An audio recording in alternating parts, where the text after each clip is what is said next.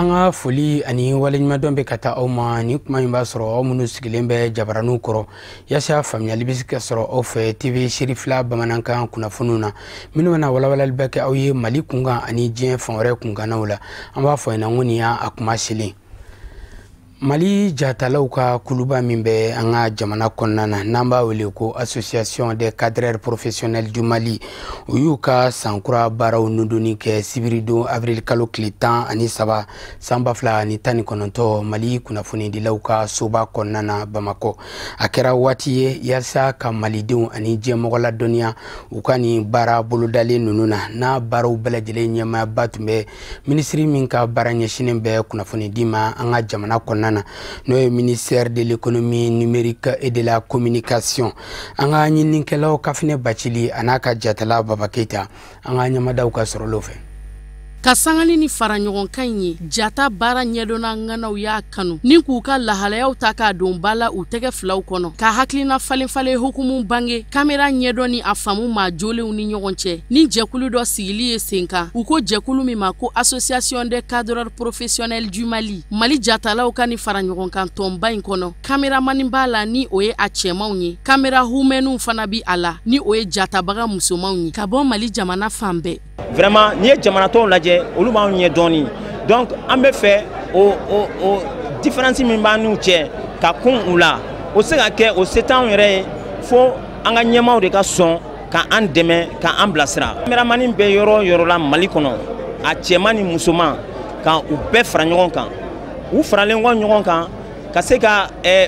an be bara mina no e caméraman ya yere ka ɲɛfɔ u ye ka ɲɛ parce que bara in a be ka kɛ cogoya bɛɛ lajɛlen na a taabolo man ɲi kuma dɔw la kosɛbɛ jatalaw ka nin baara nundo in kɛnɛ kɔnɔ u ye waleɲumandɔn jɔnjɔn ta k'a di u baarakɛ ɲɔgɔn 14 bɔɲɔgɔnko ma minnu ni olu ka dɔnniw kanwiralen don kosɛbɛ kamera faamu ni a ɲɛdɔn ni a baarakɛcogo ɲuman na sabaga ni balolen ka se ka jɔnjɔn di olu ma ka da u ka cɛsiri ani u ka baara kɛcogo ɲuman kan an ye denmisɛnniya an nana baara in kɔnɔ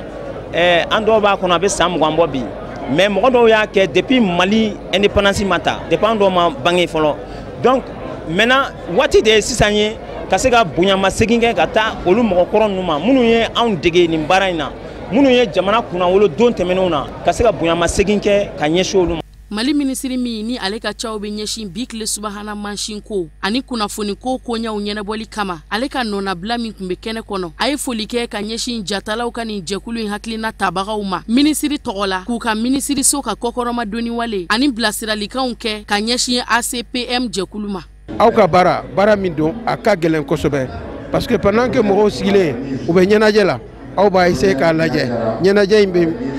min bɛ ka kɛ la aw bɛ se ka mɔgɔw jira cogo min parfois aw bɛ tile kɔrɔ parfois aw bɛ san kɔrɔ wagati dɔw aw bɛ nɛnɛ la mais o bɛɛ la aw de b'a tourner aw ka nin ɲɔgɔnɲɛ in aw ka nin jɛkulu in a ye hakilila sɔrɔ k'a fɔ aw bɛ nin jɛkulu sigi aw ye hakilila sɔrɔ k'a fɔ aw bɛna programme d'activité aw ka kan ka fo et an ka ministère aw ka ministère min ye ministère de la communication ye ministre tɔgɔ la ne b'a fɛ k'a fɔ aw ye n'aw ŋaniya ye fɛn o fɛn ye min bɛ se ka kɛ aw ka baara ka yiriwa aw ka baara ka taa ɲɛ mɔgɔw k'aw ka baara dɔn an b'aw nɔfɛ an b'aw dɛmɛ n'Ala sɔnna. L'Association des cadres professionnels du Mali jɛkulu ni o be Mali jatalaw ko fɔ u ye tasibila kɛ ka ɲɛsin u baarakɛɲɔgɔnw ni u tɔɲɔgɔnw ma minnu ni olu niw binna k'u to u ka baaraw la wali kelen minnu lanjabara ni ka dansago wale ta k'a ɲɛsin u ma k'u to u ka baaraw la an ka seko ani an ka dɔnko tigilamɔgɔw fana be ka Association des cadres professionnels du Mali kɔkɔrɔma dun o de be dɔngilidalaw ani yɛlɛkɔmɔgɔ dɔw nali sɛbɛntiya Mali jatalaw ka nin baara nundo in kɛnɛ kan walasa k'u ka seko n'u ka dɔnko lamaga ni ngo kɛ kɛnɛ tɔ jala ni a sankɔrɔtala ye dɔngili duma ani yɛlɛko ma kɛ masi dengelen negela ye Jaka ale ye dugu ye n'a den minnu sigilen bɛ Bamakɔ faba kɔnɔna na n'an b'o wele ko Association des ressortissants de Jaka u ye kuranɛ kalan kɛnɛ dɔ sigi sen kan min sen fɛ u ye bolimafɛn sen 4 kɛnɛyako binakun kan u y'o dɔ fɛnɛ di n'a musaka bɛɛ lajɛlen bɛ taa bɛn $30,000 a n'a nɔnkanfɛn ma baara ninnu bɛɛ lajɛlen kɛra Palais de la Culture Amadou Hampâté-Bâ la Bamakɔ yanni nɔ a kɛra dimanche don avril kalo tile 10 ani 4 samba fila ani 19 Sadio Sidibe ani Samba Traoré Shirifla Jabarani so tɔgɔ la an ka ɲɛmadenw ka sɔrɔ l'o fɛ Ni y'a san fila ye san o san jakaden minnu bɛ Bamakɔ kɔnɔ u bɛ kuranɛ kalanba dɔ boloda min bɛ tali kɛ bɛn ani kelenya an ka jamana kɔnɔ. O de hukumu kɔnɔna na nin kuranɛ kalan in bolodala k'ale la culture la karido tɛmɛnen. Noga almamu moti almamu kuresi ya igashi almamu moti way mo bola kabuni ja tonflo ningi bido malite fumanga tay tora make fumanga alaga koriki ga bata be ko wana way kharankuni ngonu ningi teme ki fem bloka janga jo ngana ambulance la jaga khato a jemboy mot maga ba ko wana tanan khorafa ambe kana minga bi o jaga ni roye mali problème bibina galam be jamana kan atulente moshila alors jaila hamaduye kameka foko betorolendo jacob mawli ka to ke maliye aya determiner ka foko otebe oda to bi ka ngada almaminto ya ka utiki ya ka mar kuntugu to ya au ba wele ukana anga franyonga ka to ke ka ala wele famba to toromi man ka labse ka nyini ka banka to mina kuranɛ kalan sen fɛ jakaden dɔ ni a yɛrɛ fana sigiyɔrɔ bɛ Bamakɔ kɔnɔ yan nɔ a ye furakɛli mobili kura kelen nin k'o ta k'o di jakadenw ma min b'a to ka banabagatɔw ta ka taa dɔgɔtɔrɔso la ka sɔrɔ a ma kɛ baasi ye. Mobili in di kun ye walasa jakaden minnu sigilen bɛ jaka ni bana cunna min kan ka se k'u ta teliya la k'u kunda furakɛli yɔrɔ kan min ma kɛ sɛgɛn ani musaka bɔbɔba ye. Mobili in sɔngɔ bɛ taa jɔ $30 ani kɔ. Dugudenw minnu garijɛgɛ donna mobili in na u y'u ka nisɔndiya ni ka tila ka duwawu caman kɛ ka ɲɛsin maa min kɛra sababu ye ka mobili in di dugudenw ma. Kɛnɛ kan an ka dugula mɔgɔ dɔ den dɔ o y'a jateminɛ k'a fɔ k'an ka mɔgɔ tɔɔrɔlen don n'u bɔ ja ka na yan ni banabaatɔw bɔra ja tuma o degulen de bɛ se yan ni caman tora a la o kɔnɔna na a y'an dɛmɛ ka ambulance kura d'a ma o de dɔlɛmɛ kɔfɛ k'a ka jakaw dɛmɛ n'a ye bi n'an bɛ dugawu k'a ye ala ma ɲɔgɔn cayara. An sera an ka sigiɲɔgɔn dɔ ma o y'an ka duguladen yɛrɛ ye n'a sigin bɛ jamana yɛrɛ kɔnɔ yan an sera ma y'an ka hamina ko fɔ a ye a ko an k'a to ala ma o tile sabanan tile naaninan a y'an wele ko ambulance commandera Europe usine na ko a bɛ sira ka kana ambulance yɛrɛ nana jɔlen filɛ a ye ambulance san yan n'a fɛrɛ bɛɛ lajɛlen ka don an bolo Bamakɔ yan dɔ b'a 30 millions kan ka sɔrɔ ka 100 diɲɛ kɔnte ka d'a ma ko an k'o fara an bolo kan mobili yɛrɛ carburant bɛ bɛɛ a plein bɛ bɛɛ 170 litres ma a ye 170 litres fana k'a kɔnɔ k'o fana d'a ma ka san kelen assurance k'a la ka sɔrɔ ka plaque fana k'a la fɛn o fɛn k'a ka k'a la a y'a bɛɛ lajɛlen k'a la ko an ka taa di dugudenw ma ko tɔgɔ ɲini tɛ yɛrɛ tɛ a bɛ dugawu kɛ faso ye ka dugawu kɛ jamana ye ale bɛ fɛ jamana fana ka dugawu kɛ ale fana ye. A ka ca ni heure 3 bɔɲɔgɔnko ye jakaden minnu sigilen bɛ Bamakɔ ni moriw b'u la dugutigiw b'u la n'an b'a f'olu ma ko chef coutumier u ye dugawu caman kɛ walasa bɛn kelenya ani basigi u bɛ se ka sɔrɔ cogo min na an ka jamana ba in kɔnɔ olu de kɛra kuma kolomaba ye kuranɛ kalan in sen fɛ. Ekɔlisoba min bɛ Garantigibugukaw fɛ yen nɔ Bamakɔ sigida 4nan na n'an b'a wele ko complexe scolaire Suguli ale ye jɔnjɔn di kɛnɛ dɔ sigi ka ɲɛsin denmisɛnnin minnu jɔyɔrɔ bonyana san kɔnɔna na ka ɲɛsin olu bɛɛ lajɛlen ma. Baara in kɛra sibiri don avril kalo tile 13 san 2019 an ka ɲamada an ka ɲininikɛlaw ka sɔrɔlenw fɛ. Ni ɲɔgɔn dalajɛ in n'a kun tun tɛ dɔwɛrɛ ye yaasa ka jɔnjɔn ta ka di kalandenw minnu jɔyɔrɔ bonyana san kɔnɔna na complexe scolaire Sugule maaw fɛ ani ngo o kan tali ko don ba la an ka kalansow la n'a hakilina ɲuman bɔra Sugule na a n'a tɔɲɔgɔnw ka ɲɛsin Garantigibugu a n'a lamini denmisɛnninw ma. A tun ye mɔgɔ sɔrɔ an ka denmisɛnnin minnu bɛ ka wuli i b'a ye an yɛrɛ ɲɛ b'a la an ka jamana dɔnni a bɛ ka tunu.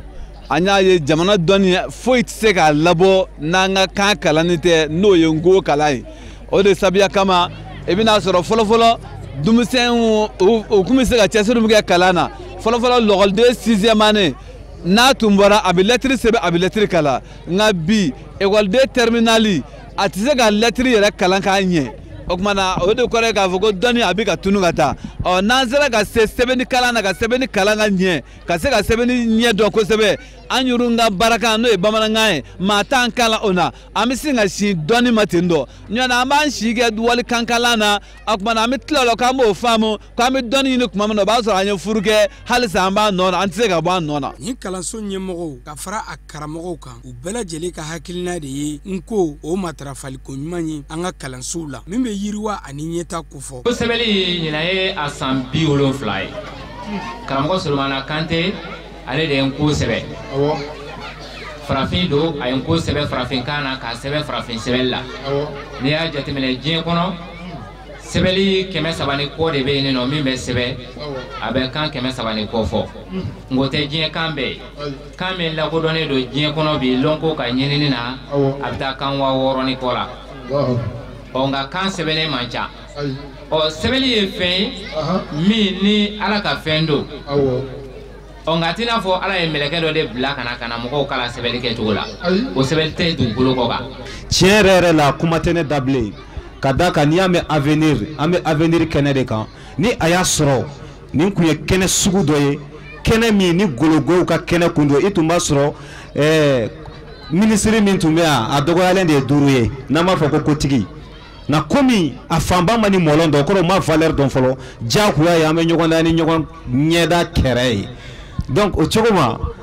n'i ye n ko fɔ i bɛ wurukili de fɔ wurukili kɔrɔ ko ɲɛtaga n'a bɛ fɔ a ma ko de développement n'an b'a fɔ a ma le développement o kɔrɔ ni dɔrɔmɛ 1 b'i bolo ka se ka kɛ 10 ye ni 10 b'i bolo ka kɛ 20 ye ni nɔgɔlen don ka se k'i yɛrɛ lajɛ développement kɔrɔ a fa n'a ba filɛ nin ye nka a bɛ ka fɔ an ye san 100 ani kɔ Mali karamɔgɔ fɔlɔ bɛ yan nɔ nin y'a san 200 ni dɔɔnin ye nka an ma se k'a faamu dɛ toujours a bɛ fɔ ko nous sommes en voie de développement a kɔrɔ de ye ko an bɛ ka gologɛla latagali ɲɛ an bɛ ka o baara denya ɲuman k'o de kɛ k'i to i sigiyɔrɔ la nka kɔrɔ tɛ k'a fɔ k'i yɛrɛ seri i yɛrɛ kɔrɔ i y'i yɛrɛ ta maintenant o développement sira fɛ développement tɛ se ka taa fo a k'a sɔrɔ fɔlɔ i y'i yɛrɛ lɔn kɛcogo tɛ a la ka da ka dɔnni bɛɛ lajɛlen na yɛrɛ lɔn de bɛ kɔn fɔlɔ se bɛɛ lajɛlen la se yɛrɛ la o de fana ɲɔgɔn tɛ yen o yɛrɛlɔ sira fɛ Socrate bɛ o fɔ a b'a fɔ ko connais-toi toi-même c'est la mère de connaissance ko adamaden i k'i yɛrɛlɔn o de ye lɔnni bɛɛ lajɛlen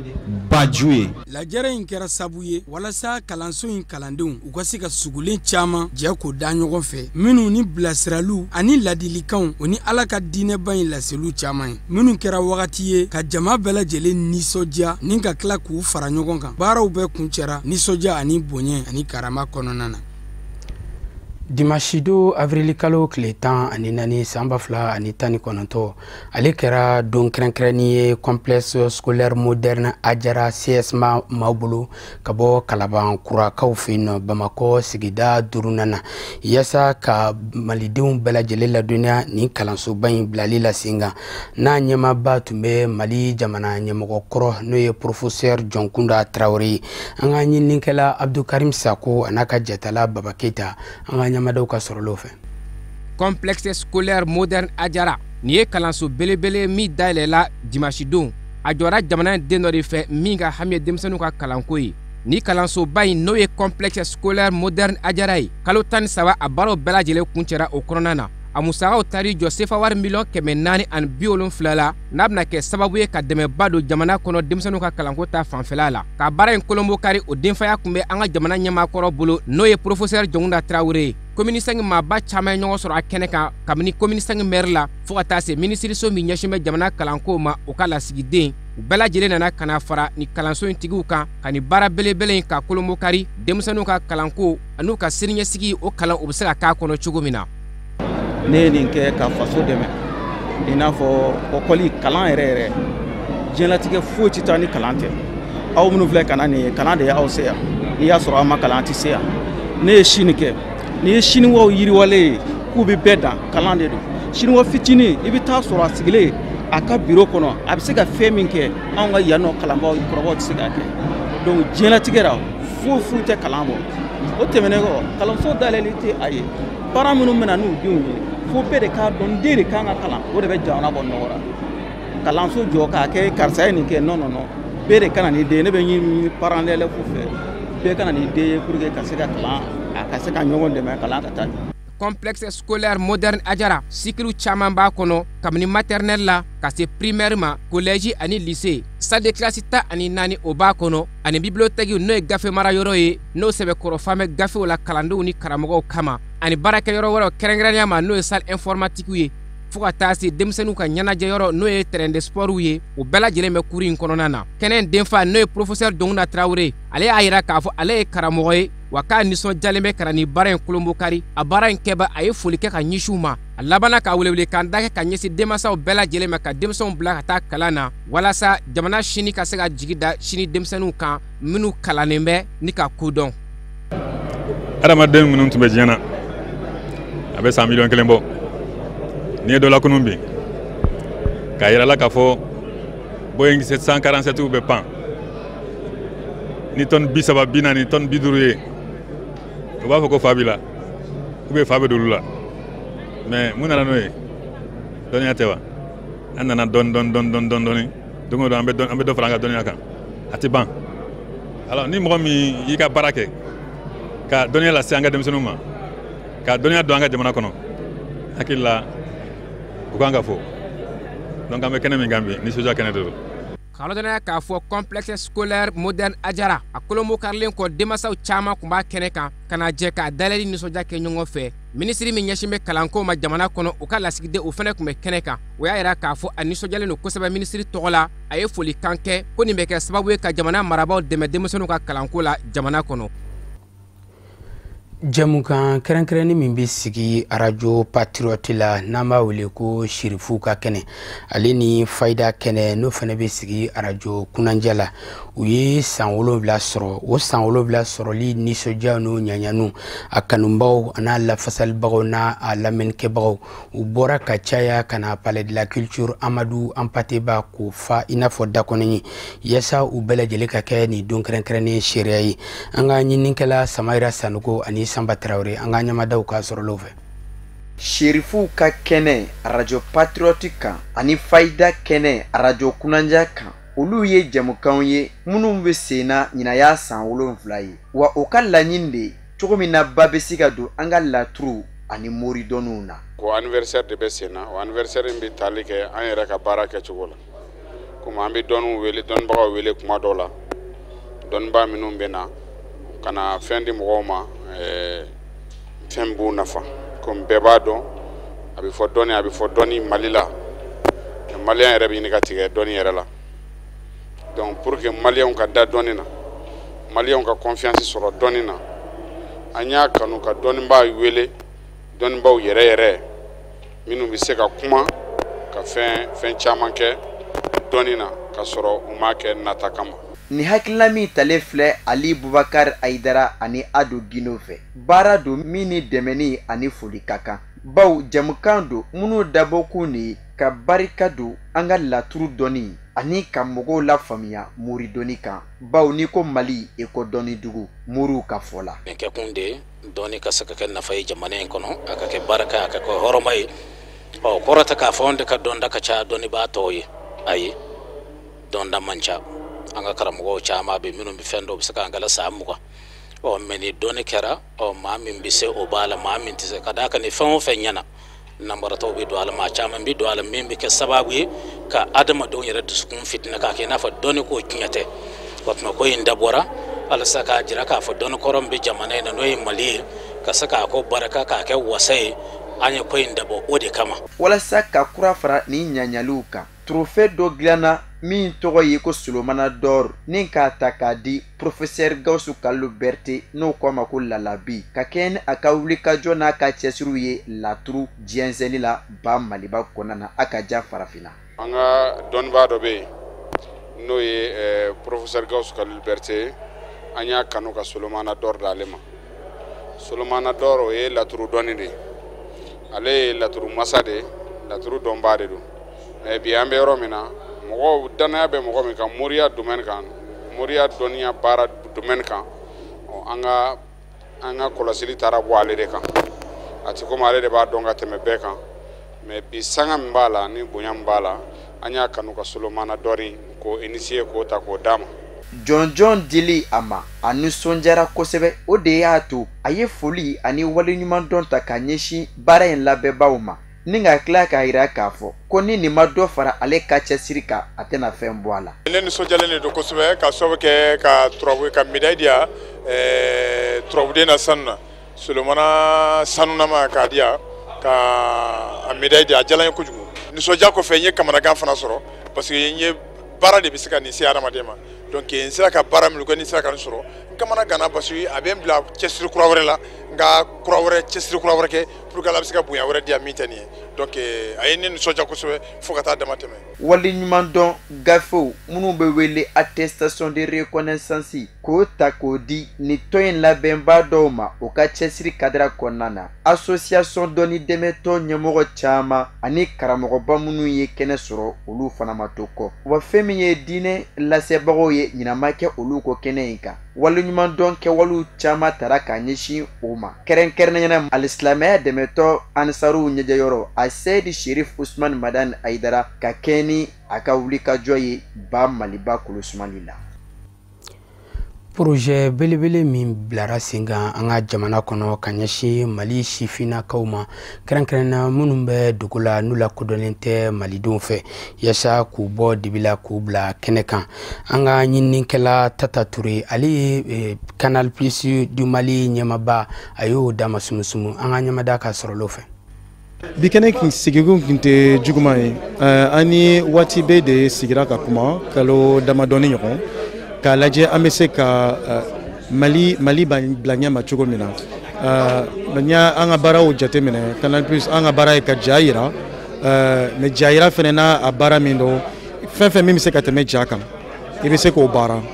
k'a dɔn i bɛ fɛ ka minnu bila a ɲɛ ma a kɛra Mali ye a kɛra maliyɛnw ye ani i bɛ fɛ ka mun de yira Mali n'a a kɔnɔna n'a fɛnw na. An ye fɛn caman kɛ ni an ka émission jateminɛ an ka chaîne kan réussite émission bɛ yen ani maliyɛn minnu bɛ affaire ni commerce ni fɛn kan an y'olu caman yira mais an ko sisan n'an y'a jateminɛ denmisɛnninw ka jɛkuluw la u bɛ fɛn caman kɛ a dɔnnen tɛ olu denmisɛnninw olu dama min yɛrɛ bɛ yen bi olu yɛrɛ ka ca n'a mɔgɔkɔrɔbaw ye waati bɛ ka initiative de bɛ n'u b'a wele ko la nuit du Mali salon u y'a kelen kɛ an ka artiste caman taara Bamani Kone Sidiki Jabate a caman taara Nina a bɛ k'a kelen kɛ artiste caman fana bɛ bɛna fara ɲɔgɔn kan an b'a dɔn fana mɔgɔ caman bɛ yen u bɛ se dɔnkilida la mais yeni garisɛgɛ ka dayɛlɛ k'a fɔ k'i bɛ se o dɔnkilidabaw i bɛ taa kɛnɛbaw kan a bɛ se ka sumaya wa fɛn caman bɛ yen fana olu ka fara ɲɔgɔn kan pour que o ka se ka kɛ an ko bon an bolo fara ɲɔgɔn kan k'olu sababu an bɛ se k'olu sababu lana cogo min na o bɛ kɛ cogo jumɛn an ye numéro dɔ dayɛlɛ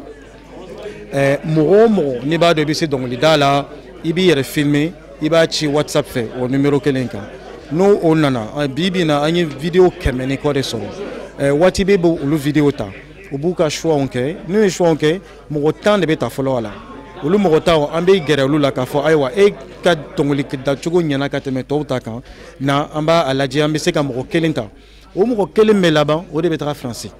o bɛ dɔnkili da Bercy kan Bercy o ye salle min ye o tɔgɔ tɛ fɔ bilen i bɛ dɔnkili da bani mɔgɔw de ɲɛma ani artistes belebeleba minnu bɛ yen après n'a y'a sɔrɔ waati bɛ y'o tigi la signé parce que i y'a dɔn dɔnkilidalaw f'i ka signature dɔ de sɔrɔ o n'a tigi garisɛgɛ n'o tɛ a bɛ se ka kɛ fɛnɛ mɔgɔ wɛrɛw fɛnɛ bɛ na k'olu tigiw lamɛn k'a ta o de tun ye bi kɛnɛ ye an ka se k'o ɲɛfɔ k'a dɔn olu détails dɔw la k'a ɲɛfɔ bɛɛ lajɛlen k'a dɔn ni fɛn fɛn bɛ yen n'i b'a dɔn i bɛ se dɔnkilida la kana hésiter a bila ka na an b'a dɔn jamana n'a cogoyaw bɛ yen mais an b'a fɔ cogo min na mɔgɔninfinw yɛrɛ de b'u ka opportunités créer donc an kana sigi ka lakɔnɔni kɛ bilen i yɛrɛ filmer i k'a bila ka taga numéro ye an bɛ tila ka numéro sɛbɛn k'a d'aw ma mais o de ka gɛlɛn n'i y'o kɛ ni garisɛgɛ dayɛlɛla fɛ a ka ɲi ni garisɛgɛ fɛnɛ bɛ dayɛlɛ édition wɛrɛw minnu bɛ nalen i k'a dɔn ko bɛ yen bi i bɛ se k'i jateminɛ o la. o de fana b'an sɛnsɛn ka taa diɲɛ fan wɛrɛ kunnafoniw na minnu bɛna lase karamɔgɔ Musa Fɔnba fɛ.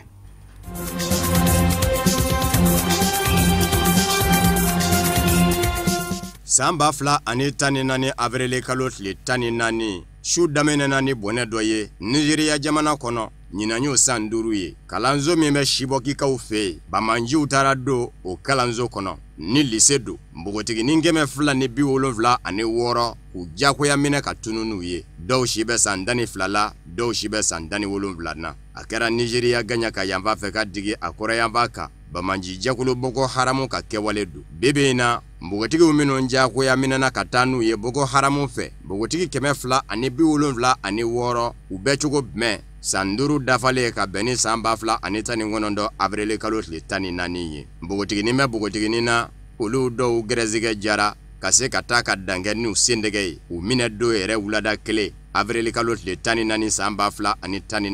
57 bɛ yen olu dɔw sera ka labila dɔw labana k'u den ka boli boko haramu ɲinɛmɔ jamana surasiya fɛnɛ ni boko haramu ka kumaɲɔgɔnya kɛra sababu ye ka dɔw fɛnɛ bɔ bolo la nka hali bi maa tɔ bɛɛ barisabu ka daa kan maa 112 npogotigininw na olu kunnafoni ma dɔn npogotigi bɛ npogotigi fɛnɛ na boko haramu bolo minnu y'a jira k'a fɔ olu tɛ segin zo bilen u ye jaw kɛ k'olu bila kunnafoni sɔrɔ sira kura sanfɛ k'a fɔ olu ka ɲi boko haramu bolo u segin dɔ tɛ u ka so dɔw y'a yira k'a fɔ u diyagoyana kɛ k'a don u da u ka fɔ a kɔni ma natigɛ Dawuda kan maa tɛ se k'a fɔ k'i b'a sɛgɛsɛgɛ npogotiginin bɛ npogotigi la olu minɛ kuma u kun tɛ kodɔn nka u segin dɔ ka na u ka denbaya la u kɛra dentigiw ye bawo bin kɛra caman fɛnɛ kan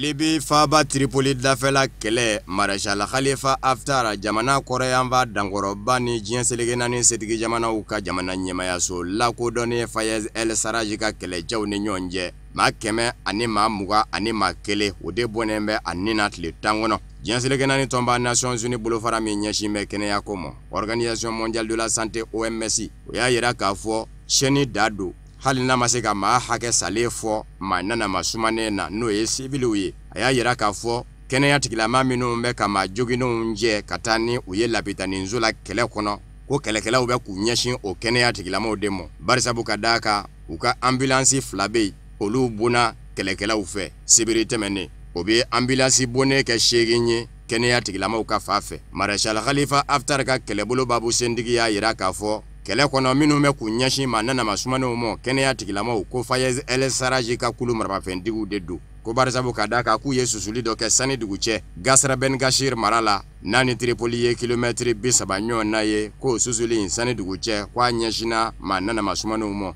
kɛrɛnkɛrɛnnen ɲɛna kɛnɛya tigilamaw juma ni sibiri cɛ Fayez El Sarraj dɛmɛbaw n'o ye kulu marabafɛntigiw ye u y'a yira k'a fɔ u ye susuko 21 de kɛ sani dugu cɛ ka ɲɛsin Marshal Khalifa Haftar ka kɛlɛbolo ma u bɛ dumuni sɔrɔ ka bɔ fa min fɛ k'u y'o bɛɛ lajɛlen tigɛ Colonel Mahmoud Ɲunu ni ale ye Fayez El Sarraj ka mamurutilen jɛkulu ka babu sentigi ye nin kɛra ka kɔrɔfɔw ye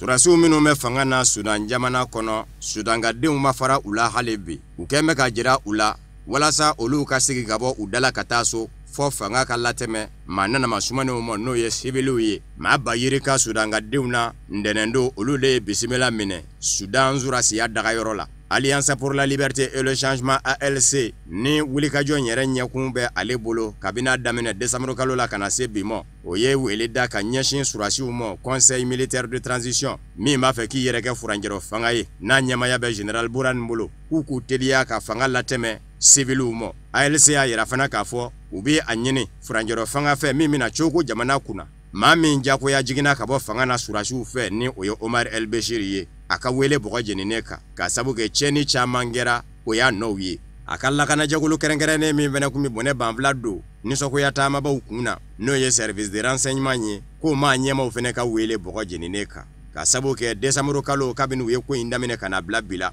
maa 10 ɲɔgɔn na bɔnɛna a nin na ko lakanajɛkulu kɛrɛnkɛrɛnnen in ka baara don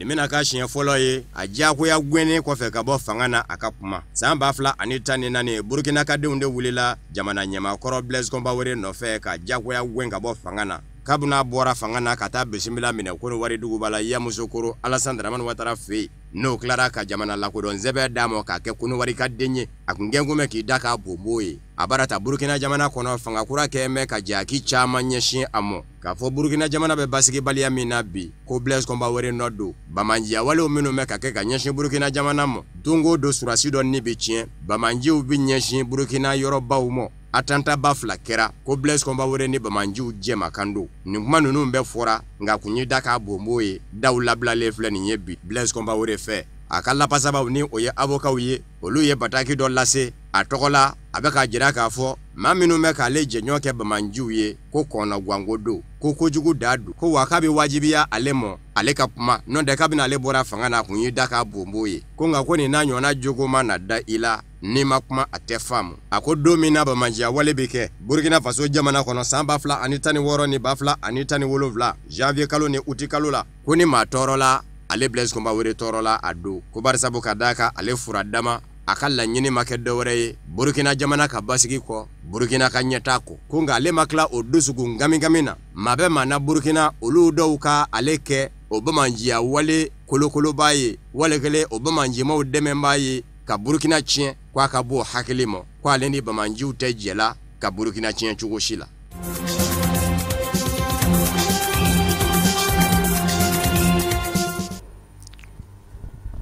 ko jɔfɛn bɛɛ lajɛlen dafɛn ye o siratigɛ kɔnɔna na daba ala ka wele sera Elhaji Bunaɲang ma min kɛra jumadon avril kalo tile 12 san 2019 Bankɔni Jankinɛbugu la Bamakɔ yanni nɔ a ka janaja seliw kɛra dimanche don avril kalo tile 14 san 2019 Bankɔni Jankinɛbugu terɛnba la maa caman ka bɔ Mali kɔnɔ ani diɲɛ fan wɛrɛw fɛ u bɛɛ lajɛlen nana ka fara Mali alisilamɛ diinɛ ɲɛmɔgɔw ka fara ɲɔgɔn kan jɛkuluba groupement des leaders spirituels musulmans du Mali ɲɛma silamɛya dɛmɛtɔ ansaru ɲɛjɛwɔrɔ a Seydi Sherif Usman Madani Haidara a kan yaasa ka na Elhaji Bunaɲang ka taa da a dayɔrɔ laban na don ɲumanakaw fɛ yen nɔ karamɔgɔ Haidara a ka foro la an ka ɲininikɛlaw Al-Amidou Badini Ibrahima Kulibali Buya Kulibali ka fara Musa Fɔnba ani Mohamed Traoré an ka ɲamadaw ka sɔrɔ l'o ma. Elhaji Amidou Bunaɲang ye Dɛmaɲang den ye ani Ramata Ɲang a bangena san 1980 kumaw Kahi Nyoro du Sahel cercle la a y'a ka dugumakalanw kɛ a san 7 Kayi mara la silamɛya diinɛ kala a y'o ɲini k'o dɔn ni ka kɛ o lasebaa ye Mali kɔnɔ ani Mali kɔ kan san 1999 di Elhaji Bunaɲang ye silamɛya donga layidu 6 bayatul islamiyya ta ni ka don silamɛya dɛmɛndɔ Fédération Ansardine Internationale kɔnɔ ka kɛ o cɛ gwɛlɛn ye Elhaji Bunaɲang a kɛra conseiller religieux ye san 2008 san 2017 o danaya kurakurayara ka ko kura san 2018 n'o ye sango ye danaya kurakurayara ka ko kura Mali silama diinɛ ɲɛmɔgɔw ka fara ɲɔgɔn kan jɛkuluba groupement des leaders spirituels musulmans du Mali ɲɛma silamɛya dɛmɛtɔ ansaru ɲɛjɔyɔrɔ a Seydi Sherif Usman Madani Haidara dɛmɛba bakundo silamɛya kɔrɔlen lapasali la ani Mali jamana basigili la Elhaji Bunaɲang silamɛya dɛmɛtɔ ansar ɲɛmayasoba kɔnɔ karamɔgɔ bonda min bɛ yen ale de kun y'o ɲɛmaaba ye Wuduhu International hali bi ka bani dɛmɛ baaraw la a ka cɛsiribaw kɛra sababu ye ka hiji ɲɛdɔni nɔgɔya silamɛw ye agence de voyage Sherif la kɔnɔ ka daminɛ Madinatul Munawwara ka taa se Makatal Mukarrama a kun bɛ bila hijidenw ɲɛ ka hiji kɛcogow ɲɛfɔ ani agence baarakɛlaw n'o ɲɛmaya bɛ Ustaz Aliyu Sidibe bolo Elhaji Bunaɲang ka bɛn ni juma avril kalo tile 12 ye san 2019 Sherifila duba kɔnɔ Mali silama diinɛ ɲɛmɔgɔw ka fara ɲɔgɔn kan jɛkuluba groupement des leaders spirituels musulmans du Mali ɲɛma silamɛya dɛmɛtɔ ansaru ɲɛjɔyɔrɔ a Seydi Sherif Usman Madani Haidara ka denbaya la dabama ka wele sera a ma a ka janajaw o bolodara ka bɛn ni dimanche avril kalo tile 14 ye nɛgɛ ɲɛta n'o ye 10 heures ye silamɛw bɔra fa bɛɛ lajɛlen la ka ɲɔgɔn sɔrɔ a kɛnɛ kan silamɛya dɛmɛtɔ ansaru ka bɔ section kɔnɔ sous section ni comité Mali kɔnɔ ani Mali kɔ kan olu bɛɛ lajɛlen nana nin jiriba bini n bilasira ka taa da a dayɔrɔ laban la don ɲuman na Safo commune na Sherifilakaw ka rawuda la kɛrɛnkɛrɛnnen ɲɛna a karamɔgɔ n'a jɛɲɔgɔn sɛbɛ kɛrɛfɛ n'o ye Mohamed El Madani Haidara fanjini ye. Bon Bunaɲang tun b'o jɔyɔrɔba la an bolo sabula ale gɛrɛla karamɔgɔ la ka gɛrɛ karamɔgɔ la o man gɛlɛ mɛ ka se k'a ka laɲiniw faamu ka se k'a faamuya k'a dɔn a mago bɛ fɛn minnu na ale tun bɛ caman dɔw la o kɛra sababu ye ale tɛ biro réunion yɛrɛ sɔrɔ kosɛbɛ parce que a bɛ karamɔgɔ kɛrɛfɛ a ka baaramisɛnw caman na mais a ye jɔyɔrɔ min fɔ an ye biro la o ka bon kosɛbɛ ka tɛmɛ hali minnu bɛ biro réunion participer sabula laɲini bɛɛ dabɔlen don mun kama n'o ye karamɔgɔ ka laɲiniw sabatili ye karamɔgɔ nisɔndiyali ye Buna de tun bɛ kunnafoni caman lase an ma o siraw kan donc vraiment o jɔyɔrɔba in a y'o wo in bila. ala ye buna kɛ karamɔgɔ Haidara ka denbaya dɔ ye a ɲɛnaman kɛra o dɔ ye a fatuli tilara kana k'o dɔ ye fo kana su da karamɔgɔ yɛrɛ ka denbaya fɛ o la foli bɛ sigi Alahu Taala yɛrɛ de ma ala min ye ni bonya kɛ buna ye an b'o ala fo ka ala barika da ka ala wari ɲuman dɔn a kɛra ye fana karamɔgɔ de sababu la an b'a ɲini ala fɛ an karamɔgɔ ala k'a si jɛ ala ka don an na juguw cɛ buna fana ala ka hinɛ la ala ka yafa ma ala ka dayɔrɔ suma buna bɛ taa Usman Madani Haidara fɛ lon min na a fati ne de y'a fa ye o ko ni ma Abdallah ko ni ala ka jɔn dɔ ye ɲɔgɔn ye n b'a fɛ ka n yɛrɛ d'a ma diinɛ sira la n b'a fɛ ka tugu a la ka Haruna bɔ Musa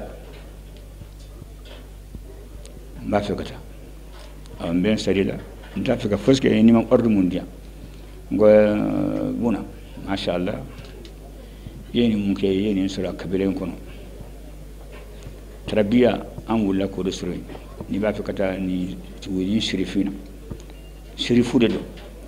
ala kira ka bɔnsɔn de don o ni karan yɛrɛ tɛ ɲɔgɔn ye sira la a n'a tɛ fosi sira la ɲɛmɔri ye n'i tɛ sirifu ye sirifu olu ɲɔgɔn tɛ kira ka bɔnsɔn de don awa ɲɛ yamari ta mais buna a tugula Sheriff Usman Madani Haidara kɔ a kelen ma tugu a kɔ a tugula kɔ ka anw caman to a kɔ mais ne furadama ma deli ka karamɔgɔ ye n famana ka maa ye min dalen bɛ karamɔgɔ ka kumakan na min dalen bɛ karamɔgɔ ka kow la komi buna ni cɛ 200 tun kumana buna kelen mana kuma i b'a kelen ka kuma ta i b'a kelen ka kuma ta ni mun ye a ka danaya buna an tɛ se ka foyi fɔ bi kuma ka gɛlɛn ma bi tiɲɛ yɛrɛ la ni wajibi tɛ an tɛ kuma kɛnɛ kan bi an degunnen don fo ka se a dan na ka d'a kan buna an b'a fɔ dɔrɔn a ye layiru min ta an karamɔgɔ ye an b'a fɔ an karamɔgɔ ye ko anw b'a seereya buna ye layiru min ta i ye a y'a dafa a ko a b'i dɛmɛ ka ala ka diinɛ dɛmɛ ani n'a ka nafolo an b'a seereya bura a sara kan buna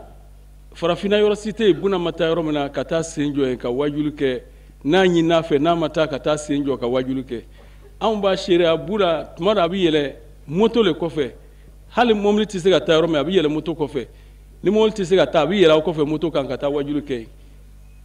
a bilara baara o baara la nin sira nin kan a y'a bɛɛ kɛ fo ka se a dan na yanni janaja cɛ sebere avril kalo tile 14 sɔgɔmada yanfan fɛ Elhaja Buna Nyang a jɛɲɔgɔnw farala ɲɔgɔn kan ka alikuranna kalanba kɛ sirifila misiriba kɔnɔ Bangoni Janginɛbugu la ala bɛ se k'o kɛ hinɛ ye a kan cogo min Elhaja Buna Nyang a fatura k'a si to san 39 na funɛngɛniya kɔnɔ ka furumuso 3 to a kɔ denmuso 4 ani denkɛ 4 an bɛ jɛ ka dugawu don kɛ bada dali ala k'o nɔgɔya ye an yɛrɛ n'a bɛ taa jɛ min mɔ ala k'o nɔgɔya an bɛɛ lajɛlen ye amina yarabi an ka jɛ k'a ɲɛmada Mali alisilamɛ diinɛ ɲɛmɔgɔw ka fara ɲɔgɔn kan jɛkuluba groupement des leaders spirituels musulmans du Mali Maniema silamɛya dɛmɛtɔ ansaru ɲɛjɛwɔrɔ a Seydi Sheriff Usman Madani Haidara a ka laseliw ma an bɛ bɛɛ fo ala tɔgɔ la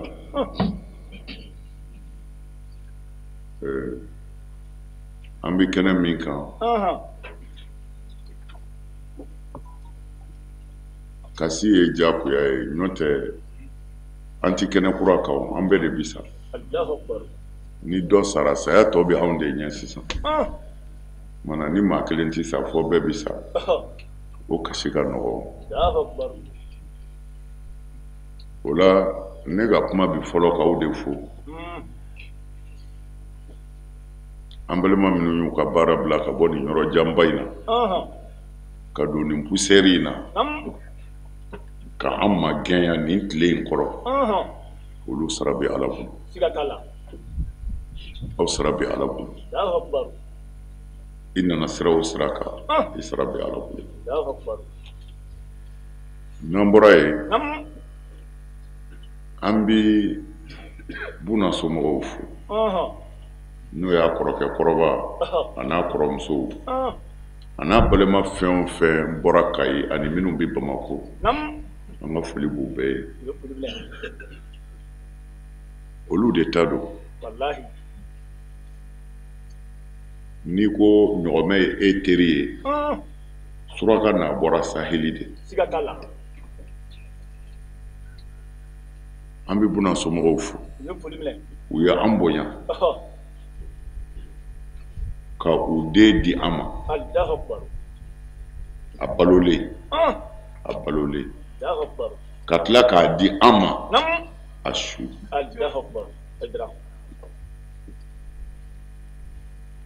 ne hakili b'a la Kayi buna ba ye buna wele ka na ne ka salon kɔnɔ a ko mɔgɔw bɛ k'a fɔ ko ni man farati ko e bɛna yɛlɛmɛ Bamakɔ a ko n yafari ma e ka yɛlɛmɛ Bamakɔ ni ɲɛnafin ye minɛ n bɛ taa bɔ yen Hayidara nin y'i ta ye an ye nin di an b'a fɔ ko Ala ka hinɛ la k'a dayɔrɔ sumaya walasa o fana bɛ dansiri bi bamanankan kunnafoni sɔrɔlen na min na sera kunnafoni di so ɲɛmaayaso fɛ ka kɛɲɛ ni nin kuma ye aw ni ce aw ka ɲamadali fɛ aw k'an bɛn n'Ala sɔnna